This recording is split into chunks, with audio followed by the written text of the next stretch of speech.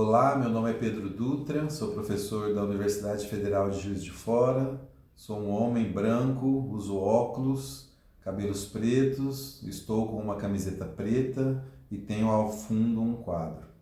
Olá, eu sou Mariana Galon, sou professora da Federal de Juiz de Fora, sou uma mulher branca, cabelo na altura do ombro, uso óculos, meu cabelo é um castanho claro e estou utilizando uma camisa azul.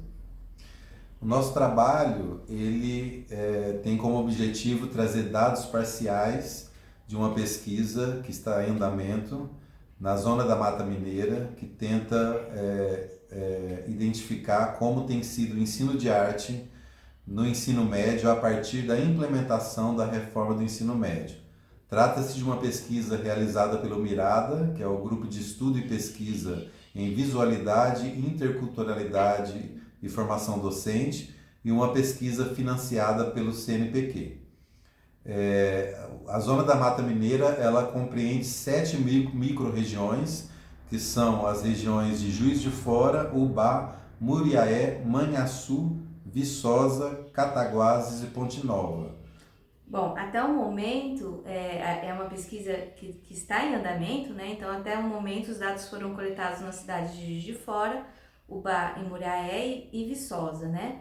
E esses dados coletados foram por meio de observação participante, entrevistas com os membros da comunidade escolar, então diretores, coordenadores e professores, registros fotográficos, vídeo e de áudio. E nós traremos então dados relacionados a 3 principais eixos. Qual é a visão desses sujeitos, coordenadores, diretores e professores, com relação à reforma do ensino médio? Traremos dados também sobre qual é a visão deles com relação a 2 pontos da reforma do ensino médio, que é o protagonismo juvenil e o mundo do trabalho, e traremos também a visão deles com relação ao ensino de arte dentro de cada escola.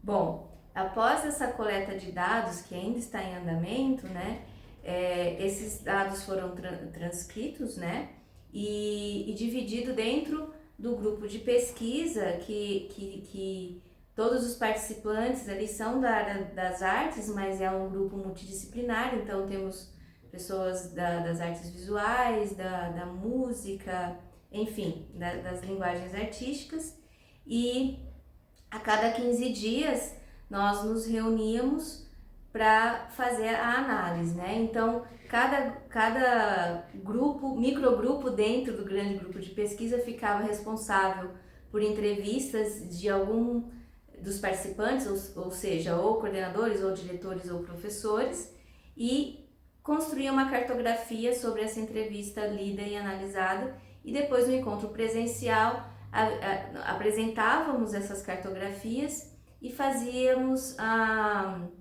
relação desses dados que cada um ali tinha analisado.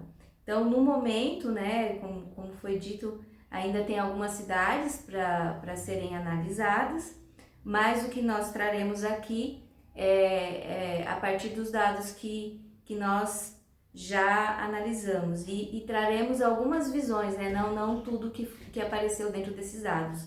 Então, como o Pedro mencionou, a gente vai falar mais, vai focar no protagonismo juvenil, no mundo do trabalho e na visão, na concepção de arte, né? Mas antes de entrar nesses temas propriamente ditos, né, vale trazer qual que é a visão do ensino médio que foi apresentado por esses colaboradores da pesquisa, né? Então, tanto nas entrevistas com diretores, coordenadores e também professores, o que a gente vê é que existe uma percepção positiva em relação à reforma, né?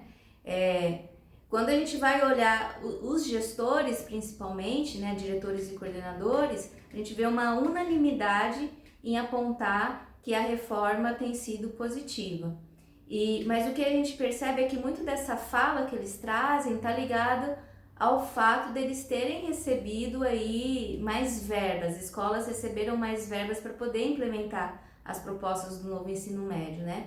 Então, por mais que sejam verbas muito direcionadas a algo específico, né, a escola, né, se vê com mais condições de construir coisas, né? E aí para os diretores e coordenadores isso tem um impacto muito positivo. No entanto, essas duas categorias, né, de sujeitos da escola, né, eles não têm tanto contato com os alunos ou com a prática do ensino em si. Então, quando a gente vai olhar a percepção dos professores, eles também têm uma percepção positiva, mas aí já aparece uma crítica maior a essa implementação, né?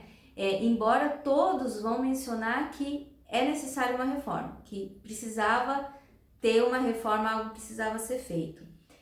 Apesar da maioria ter essa visão positiva em relação à reforma, a gente vê também, a gente encontra falas como que a reforma foi feita a toque de caixa, me sinto como se eu estivesse trocando a roda com o carro em movimento. Então a gente vê que existe sim uma crítica à forma como a reforma foi feita, né? Então é geral, é meio consenso entre eles e aparece numa fala ou outra o quanto eles se sentiam despreparados para implementar essa reforma.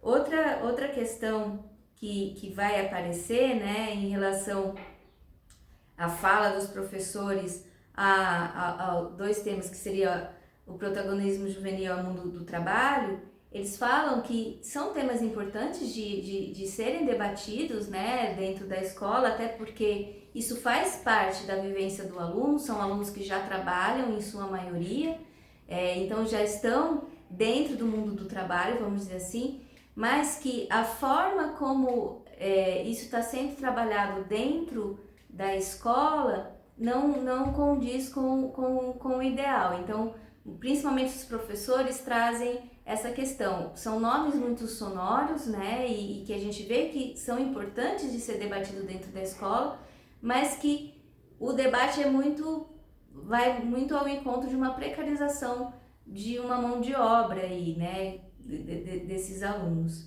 E alguns professores, inclusive, dizem com relação a esses conceitos, protagonismo juvenil, mundo do trabalho, principalmente com relação ao protagonismo juvenil, eles dizem, rola aquele, abre aspas, né? Rola aquele esvaziamento do conceito, de tanto que fala do negócio, fica esvaziado, fecha aspas. Em relação à concepção de arte, né, das pessoas entrevistadas, a gente vê também uma concepção muito ligada ao utilitarismo da arte. Então, também há uma unanimidade em dizer que a arte é importante dentro da escola, mas quando a gente quando é perguntado qual é a prática artística, ou então como eles percebem a arte, qual é a função da arte, aí sim a gente vê esse utilitarismo, no sentido de que aparecem falas de que a arte é importante porque acalma o aluno, porque ela é um momento terapêutico, então, assim, que na aula de arte o aluno não tem problema com disciplina, porque é uma aula que ele não se sente pressionado, que não tem avaliação. Mesmo na fala dos professores, a gente percebe que a arte aparece pouco ligado a processos criativos, por exemplo, né? É uma fala muito assim, não, é importante a arte por conta das provas, né? Que no caso aqui a gente tem o PISM e o Enem. Então, é uma arte muito voltada para a história da arte e a única professora de música que aparece na pesquisa, né, ela também vai falar do trabalho que ela faz com esse conteúdo de música muito ligado a uma concepção conservatorial. Então, ela trabalha com o conteúdo de música, mas num momento à parte da aula de arte dela e com alunos que já, segundo ela, tem um trabalho com a música. E quando ela vai relatar como é esse trabalho, é muito voltado para a técnica, para a leitura, enfim, aquele pensamento bem conservatorial também do ensino de música. E, de novo, destacando que entre todos os professores entrevistados de artes, a gente teve somente uma que tem aí uma formação, uma graduação em música. E aí que entra a nossa ligação com a educação musical humanizadora, ou ensino ou uma educação humanizadora, tendo em vista a humanização como essa perspectiva de atuação do ser humano no mundo, transformando o mundo em que ele habita, uma formação humana, né? E quando nós vemos, então, um ensino de arte voltado para o utilitarismo, ou com outros objetivos, ou ligado a um ensino tradicionalista, nós vemos pouco espaço para um ensino que poderia ser um ensino crítico de leitura da realidade em que aquele aluno está inserido. Nós dizemos isso porque no contexto da reforma do ensino médio, o tema protagonismo juvenil, segundo alguns autores, tem sido tratado como um espaço para preparação para o mercado de trabalho. Um espaço em que o Estado abre mão da sua função e coloca em cima do próprio estudante, como empreendedor de si mesmo, aquele que tem condições de atuar no mundo do trabalho, mas normalmente no mundo do trabalho precarizado. Porém, alguns autores trazem que o tema do protagonismo juvenil deveria ser visto como um espaço onde se pudesse ter experiências e vivências críticas, né, de leitura e de realidade do mundo, numa perspectiva que nós chamamos de humanizadora. Nesse sentido, nós acreditamos que o ensino de arte, ou especificamente o ensino de música, poderia ser o espaço ideal para, inclusive, tecer reflexões críticas em cima do tema do protagonismo juvenil e reflexões críticas com relação ao próprio mundo do trabalho, né? Desde que não fosse pautado no ensino tradicionalista ou no ensino que não abrisse espaço para essa perspectiva humanizadora.